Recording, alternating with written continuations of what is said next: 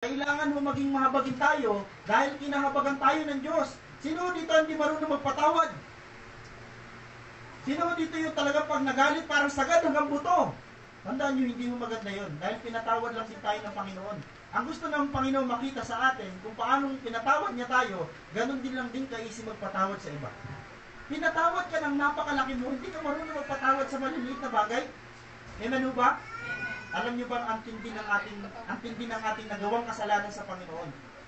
Hindi dahil tayong gumawa, kundi dahil ginawa ni Eva at Adan, at ang katubas noon ay isang napakalaking kasalanan. Pero pinatawad tayo. Sa pamamagitan ng dugo ni Jesus, pinatawad tayo. Ngayon pinatawad na tayo, ang ine-expect sa atin ng Panginoon, matuto din tayong magpatawad. Pastor, kahit gaano kalaki ang kanyang pagkakautang sa akin, kahit gaano kalaki. Kasi sabi ng Biblia, because we have received His mercy, we will be merciful. Yun ang ine-expect sa atin ng Panginoon.